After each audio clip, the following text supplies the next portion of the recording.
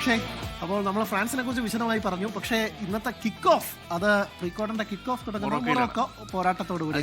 കഴിഞ്ഞ 2022 ലോകകപ്പില് മൊറോക്കോ അവരുടെ ഒരു ഭാഗം ലോകകപ്പിൽ അടയാളപ്പെടുത്തിയ ശേഷമാണ് മടങ്ങുന്നത്. അന്ന് സെമിയിൽ ഫ്രാൻസിനോട് തോറ്റവർ പുറത്തായി.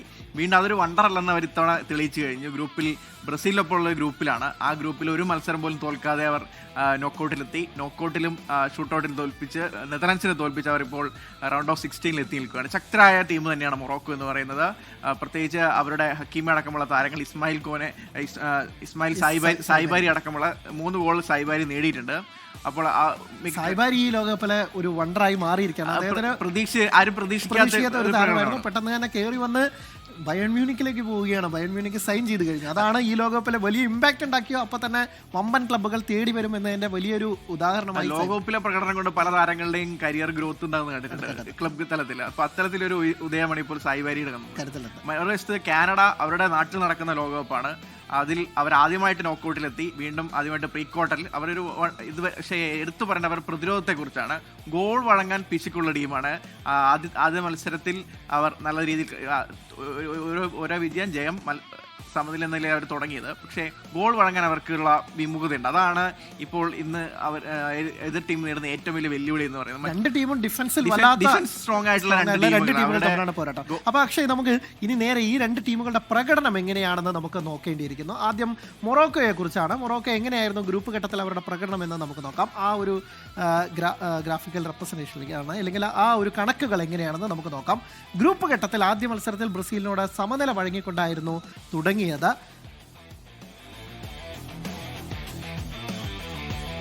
അപ്പോൾ ഗ്രൂപ്പ് ഘട്ടത്തിൽ ആദ്യ മത്സരത്തിൽ ബ്രസീലിനോട് 1-1 സമനിലയോടെയായിരുന്നു തുടക്കം. രണ്ടാം മത്സരത്തിൽ സ്കോട്ട്ലൻഡിനെതിരെ 1-0 ജയം സ്വന്തമാക്കി. സ്കോട്ട്ലൻഡിനെ പോലെ ഒരു ടീമിനെ അവർ തോൽപ്പിക്കുമോ എന്നുള്ളത് തോൽപ്പിക്കുമായിരിക്കും, അല്ലെങ്കിൽ അത് നമുക്ക് ഒരു ചെയ്യണമെങ്കിൽ സ്കോട്ട്ലൻഡിനെതിരെ മൊറോക്കോയാണ്. ശരിയാണ്, മൊറോക്കോയ്ക്കാണ്. ഇതാണ് അവരുടെ 3 മത്സരങ്ങളിൽ 2 ജയമായിരുന്നു ഉണ്ടായിരുന്നത്. ഒരു സമനില, തോൽവി ഒന്നും നേരിട്ടില്ല. അതായത് ബ്രസീലിനെ പോലെ തന്നെ 7 പോയിന്റുമായി ഗോൾ ഡിഫറൻസിന്റെ അടിസ്ഥാനത്തിലാണ് ബ്രസീൽ കടക്കുന്നത്. ഒരുപക്ഷെ ബ്രസീൽ ഇല്ലെങ്കിൽ 1 ഗോളോ 1-2 ഗോളോ അടിച്ചിരുന്നെങ്കിൽ ഗ്രൂപ്പിൽ ഒന്നാമതെത്തുമായിരുന്നു. അപ്പൊ ബ്രസീലിനെ സത്യത്തിൽ വലിയ രീതിയിൽ വിറപ്പിച്ചു. അന്ന് വിനീഷ്യസിന്റെ ഒറ്റയാൾ പ്രകടനം ഇല്ലായിരുന്നെങ്കിൽ മൊറോക്കോയ്ക്ക് മുന്നിൽ നാണം കെട്ടുപോയായിരുന്നു ബ്രസീൽ എന്ന് പറയേണ്ടിയിരിക്കുന്നു. ബ്രസീൽ ഒരുപാട് പാഠങ്ങൾ ആ ഒറ്റ മത്സരത്തിൽ മൊറോക്കോ പഠിപ്പിച്ചു. ഓക്കെ, അതിനുശേഷം ബ്രസീൽ തിരിച്ചു വന്നു കേട്ടോ. ബ്രസീൽ കഴിഞ്ഞ മത്സരത്തിലൊക്കെ അതിഗംഭീരമായ പ്രകടനമായിരുന്നു ജപ്പാനെതിരെ എന്ന് മറക്കുന്നില്ല. അപ്പോൾ അതായിരുന്നു അവരുടെ പ്രകടനം. രണ്ടാം മത്സരത്തിൽ സ്കോട്ട്ലൻഡിനെതിരെ 1-0 ജയമായിരുന്നു. പിന്നീട് ഹെയ്ത്തിക്കെതിരെ ഒരു വമ്പൻ ജയത്തോടു കൂടിയാണ് അവർ ഗ്രൂപ്പ് റൗണ്ട് 4 ഗോൾ അടിച്ചത്. അത് ആദ്യം പിന്നിൽ നിന്ന് ശേഷമാണ് കംബാക്ക് കൂടിയുള്ള മത്സരം കൂടിയായിരുന്നു. അപ്പോൾ ഇനി അവരുടെ റൗണ്ട് ഓഫ് 32 പ്രകടനം എങ്ങനെയാണ് നോക്കാം. പക്ഷേ അന്ന് അതാണ് ഒരു വലിയ പ്രകടനം വന്നത്. അന്ന് നെതർലാൻഡ്സ്. അത് ഈ ലോകകപ്പിലെ പലരും പ്രവചിച്ചിട്ടുണ്ടായിരുന്നു ഇത്തവണത്തെ ലോകകപ്പിലെ ചാമ്പ്യന്മാരാകും, അല്ലെങ്കിൽ കിരീടം നേടുമെന്ന് പലരും.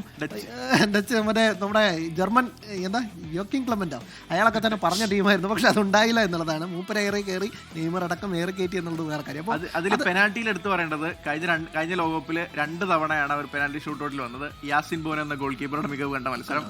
ഇത്തവണ യാസിൻ ബോനോ തന്നെയാണ്. അത് യാസിൻ ബോണോയുടെ പ്രകടനം എടുത്ത് വേറൊരു കാര്യം പറയുന്നത് പ്രിയ വിഷയരെ. കാരണം എന്ന് വെച്ചാൽ യാസിൻ ബോണോ ആ ലാസ്റ്റ് കിക്ക് തട്ടി അകറ്റിയ കിക്ക് നോക്കാം. അദ്ദേഹത്തിന് കൃത്യമായ ആന്റിസിപ്പേഷൻ ആയിരുന്നു. ലെഫ്റ്റിലേക്കോ റൈറ്റിലേക്കോ ചാടുന്നില്ല, കൃത്യമായി ബോൾ വരുന്നു. അല്ലെങ്കിൽ ഇപ്പോഴത്തെ പുതിയ കാലഘട്ടത്തിൽ നന്നായി എങ്ങനെയാണ് ഗോൾ കിക്ക് തടുക്കുക എന്നത് കൃത്യമായി പഠിക്കുന്നുണ്ട് എന്നുള്ളത് തന്നെയാണ്. അപ്പോൾ ആ ബോള് കൃത്യമായി നിന്നുകൊണ്ടാണ് അന്ന് യാസിൻ ബോണോ തട്ടിയത്.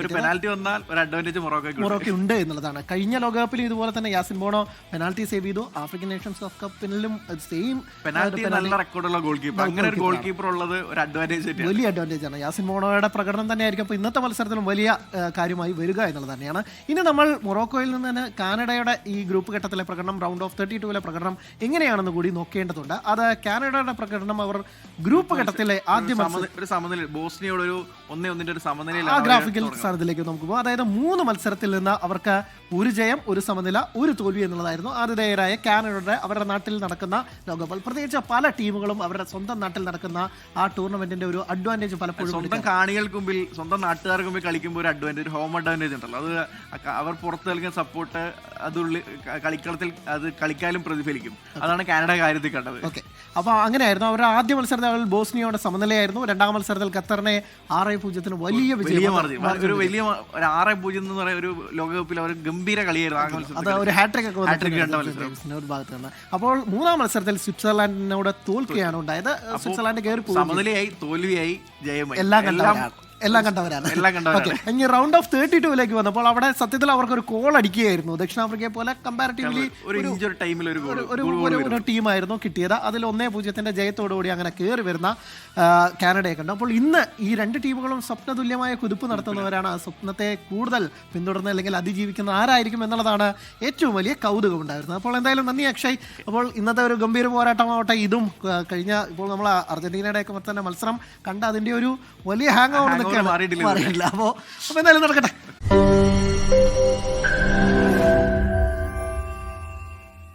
ലോകത്തെവിടെയായാലും ഏത് സമയത്തും 24 വാർത്തകളും ഓഗ്മെന്റഡ് റിയാലിറ്റി പാക്കേജുകളും എക്സ്പ്ലെയിനറുകളും വിശദമായി കാണാൻ ഞങ്ങളുടെ യൂട്യൂബ് ചാനൽ നിങ്ങൾക്ക് സബ്സ്ക്രൈബ് ചെയ്യാം.